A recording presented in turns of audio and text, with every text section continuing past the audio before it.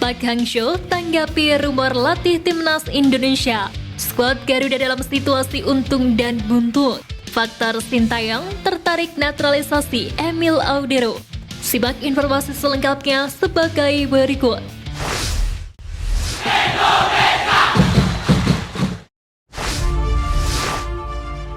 Tergabung dalam grup neraka, skuad Garuda dalam situasi untung dan buntu.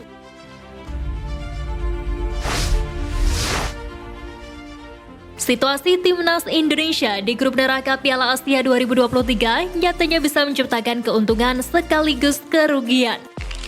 Sebagaimana diketahui, setelah hampir 16 tahun absen, skuad Garuda berkompetisi melawan tim-tim terbaik Asia di ajang tersebut.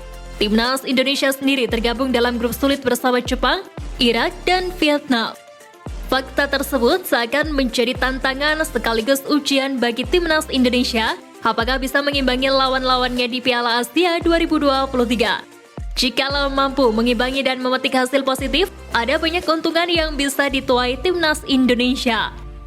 Dikutip dari akun Instagram @GarudaZoneIndonesia, timnas Indonesia berkesempatan naik 30 tingkat jika mampu menaklukkan grup neraka di babak penyisihan Piala Asia 2023.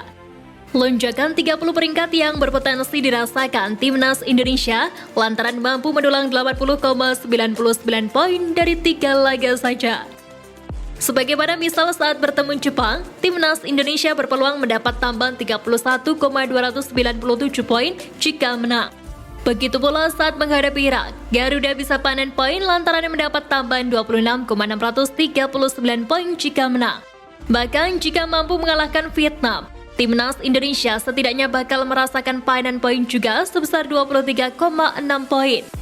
Alhasil, jika ditotal pada potensi 80,9 poin yang bisa dikumpulkan, timnas Indonesia juga menaklukkan grup neraka di Piala Asia 2023. Memang terasa sangat sulit untuk bisa mewujudkan hal tersebut, tetapi dalam sepak bola tidak ada hal yang mustahil.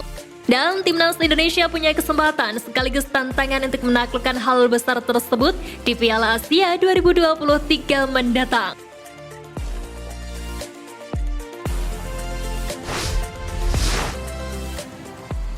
Faktor Sintayong tertarik naturalisasi Emil Audero. Pertama, meningkatkan kualitas timnas Indonesia.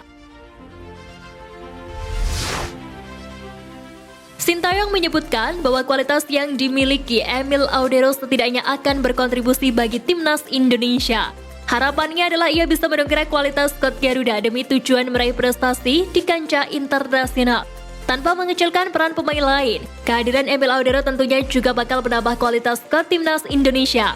Terlebih posisi penjaga gawang sendiri terbilang sangat penting.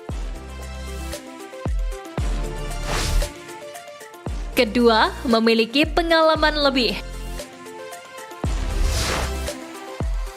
Emil Audero telah malang melintang di Italia. Saat ini ia berstatus pemain raksasa Serie A Inter Milan.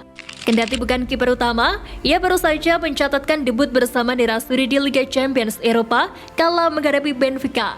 Sebelum itu, ia juga tercatat sempat membela Sampdoria hingga Juventus.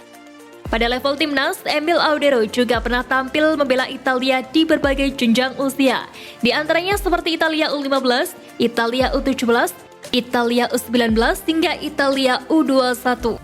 Pengalaman-pengalaman yang dimiliki Emil Audero tidak bisa didapatkan sembarang orang. Terlebih ia sudah tampil di Serie A yang dianggap sebagai salah satu liga terbaik dan terketat di dunia.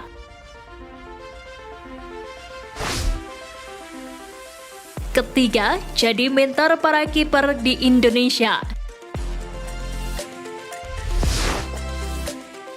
Sintayong juga menyebut bahwa kemampuan dan pengalaman Emil Audero bisa ditularkan untuk budaya sepak bola yang lebih baik.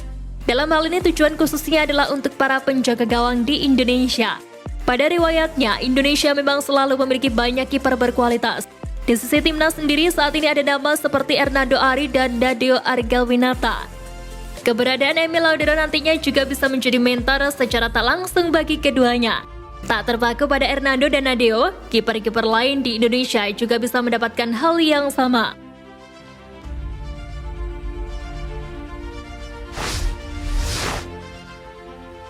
Dikaitkan dengan timnas Indonesia, Pak Hangzhou beri jawaban.